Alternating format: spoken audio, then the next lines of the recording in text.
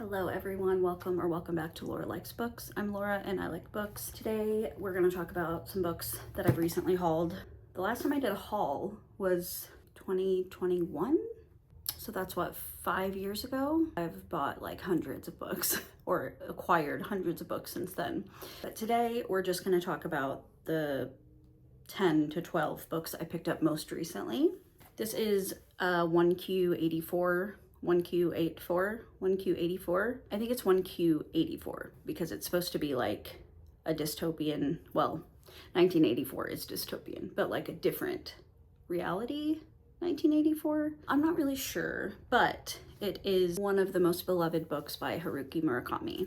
And I found this in a free little library. I also found Howl's Moving Castle by Diana Wynne Jones in that same little library. Anyone who's a fan of Studio Ghibli already knows of this. I actually have not seen the film. I've seen Kiki's Delivery Service and Spirited Away, Totoro. I think that's it, but I've always wanted to see Howl's Moving Castle, but now that I have the book, I want to read it first. I also picked up Ready Player One by Ernest Cline. This book is super well known, very popular. I just have not gotten around to reading it. I think it's like a Willy Wonka type setup. Like most of humanity, Wade dreams of being the one to discover the ultimate lottery ticket that lies concealed in this virtual world. For someone inside this giant networked playground, Oasis creator James Halliday has hidden a series of fiendish puzzles that will yield massive fortune and remarkable power to whoever can unlock them. So it's like virtual reality, but they can win real stuff. I don't know, it sounds interesting. I'm gonna give it a try. One book that I found that I've actually already read is The 22 Murders of Madison May by Max Barry. I read this a few years ago, I think. I don't remember like a whole lot about it, but I just remember that this character, Madison, is just like murdered over and over again. And then there's some other people involved that are trying to figure out how this keeps happening or why this keeps happening. A powerful group who have harnessed the ability to slip between lives to move from one version of reality to another. Like I said, I don't remember exact specifics, but it's sci-fi, kind of alternate reality setup. I remember I really liked it. I think I gave it a 4 or 4.5 stars. Speaking of alternate reality time loop, I just realized that this says George Falls Through Time. Ever since I first saw this book, I thought it was Georgie Falls Through Time. This is George Falls Through Time by Ryan Collette. I don't know anything really about this, except this man goes back in time and has to basically live in medieval times. I don't know, I love a book where somebody is transported to a different time or place or reality or whatever and has to like figure out like how to, like they don't know anything, so they have to like figure out how to exist in this like completely different surrounding than what they're used to. This just sounds really fun. I also got Acquired Taste by Clay McLeod Chapman. I have not read anything from this author yet. I do also have, what is it, Wake Up and Open Your Eyes, which I'm very excited to read as well. I'm just looking at this and it's like all my favorite horror authors blurbed it. Rachel Harrison, Caroline Kepnes, Nat Cassidy, Jordan Peele. I don't know the other ones. And this is basically just a short story collection. It says a father returns from serving in Vietnam with a strange and terrifying addiction. A man removes something horrifying from his fireplace and becomes desperate to return it. And a right-wing news channel has its hooks in people in more ways than one.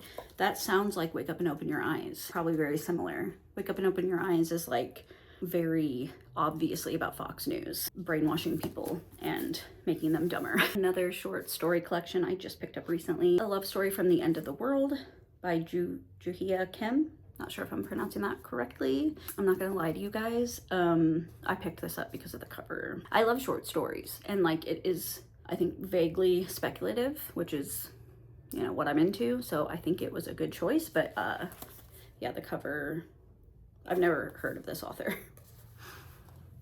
It's just the cover, but it sounds really interesting. This vivid and transportive collection explores what it means to live as human inhabitants on our one miraculous planet.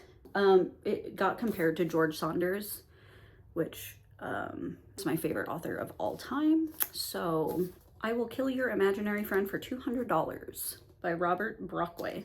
First of all, look at this. look at it. Kind of another case of don't know what it's about, but I liked this. I will pick up a book for the silliest of reasons, but a lot of books that I pick up for silly reasons end up being my favorites. So trust your gut. Okay, what is this about? First of all, look at that cuteness. This is my library stamp that I had custom made that I stamp all my books with. It says, to bright and anxious 8-year-old Kay Washington, the worst thing in the world is being alone with the quiet. That's why Eddie Video makes the perfect imaginary friend. He's smart, loud, he loves pulling pranks, and he's always there to chase away the silence. To mid-40s, down on his luck Ivan, the worst thing in the world happened when he lost his imaginary friend. Now cursed with the ability to see everyone else's, Ivan makes a living by killing the imaginary friends of adults who couldn't let go. But when one of Eddie Video's pranks goes too far, Ivan agrees to make an exception and help Kay. Only Ivan will soon learn that Eddie Video is nothing like the talking ostriches, star bears, and goblin princesses he's encountered in the past, and it's going to take a lot more than clumsy haymakers and steak knives to bring him down. A balance of comedy and catharsis, this dual narrative tackles both the fear of growing up and the scars our childhood leaves behind. Another cutie little book that I got is 9 Goblins by T. Kingfisher. Now, full disclosure, I am not the biggest T. Kingfisher fangirl like a lot of other people. I don't dislike her books. I tend to prefer her more fantasy side as opposed to her horror, so I think this might be a good one. But I mean, look at it. I personally am loving this trend. I guess it's been a trend for a while, but a cozy fantasy, like low stakes. I think it even says low fantasy, high mischief. I'm kind of loving that genre. Oh my God, look. Tell me that's not cute. I think this one is basically just about goblins, I would think. I'm just expecting a cozy, fun, good time with our world. Sorry, not to get too serious for a second, but with our world being a literal dumpster fire, and this seems like a good escape. A couple more left, bear with me. All right, I have finally picked up The Raven Scholar. Everyone and their freaking cousin, brother, mother, everyone has been obsessed with this book, and I want to see why. I want to see if I get the hype. I think it's like a magic school? No, where did I get that from? I don't think it's about a school. Is it? Why do I think it's about a school? Is it because it's called Raven Scholar? Well, it's competition. So maybe that's why. I was thinking school, like magic training. 7 exceptional warriors, thinkers, and strategists compete to replace him. So their leader, their king, someone, whoever is in charge has, they're not in charge anymore. And so these 7 people are competing. When one of them is murdered, it falls to Nima Kra, the Emperor's brilliant, idiosyncratic high scholar, to find the killer and fight for the throne. Nima believes she is alone, but we are here to help. All she has to do is let us in. If she succeeds, we will win an empire. If she fails, death awaits her, but we won't let that happen. We are the Raven. We are magnificent. We are magnificent. I can't read. So are they like actual ravens that can talk? Or is it like ravens, like a group that just call themselves ravens? This is Interior Chinatown. 5 star, 5 star, 5 star. I am going to be talking about this book in another video that I'm making about my favorite fiction. And this book is by Charles Yu. I can't describe it. I'll try. You see these pages, how it's like almost all dialogue. Okay. This book is written like a TV show, sets up the scene for you. It's basically about like Asian culture in America and the idea of fitting in, the idea of finding one's place. And it is one of the most clever, interesting books I've ever read in my life. I am doing a horrible job explaining this. It's a TV show within a book, but it's about this man's desire to have a starring role in his own life and not feel like an extra. Willis Wu doesn't perceive himself as the protagonist of his own life. That's what I was trying to say. He's merely generic Asian man. Sometimes he gets to be background oriental, making a weird face, or even disgraced son, but always he is relegated to a prop. Yet every day he leaves his tiny room and enters the Golden Palace restaurant, where Black and White, a procedural cop show, is in perpetual production. He's a bit player here too, but dreams of being Kung Fu Guy, the most respected role that anyone who looks like him can attain. Or is it?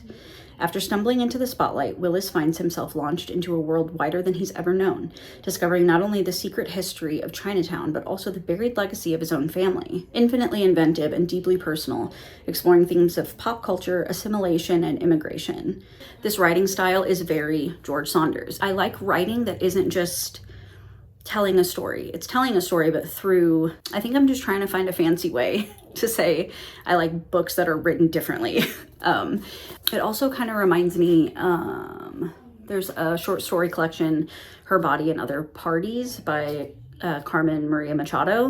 There's one of her short stories in that book is like about Law and Order, but it like retells the episodes, like plots, in a weird, quirky, almost horror way.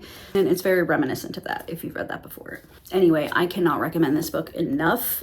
Everyone should read this book. You'll love it, I promise. And finally, I got Paperbacks from Hell. This is a nonfiction by Grady Hendrix, one of my favorite horror authors.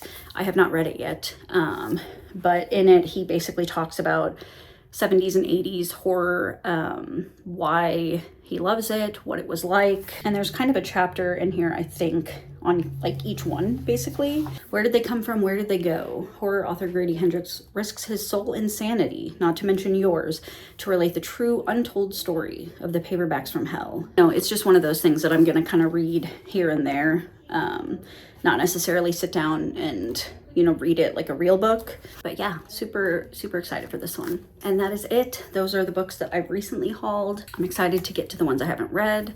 Glad that I picked up the ones I have read. Finally have them physically. But yeah, that's gonna be it for me. Hope you enjoyed, and I'll see you next time. Bye.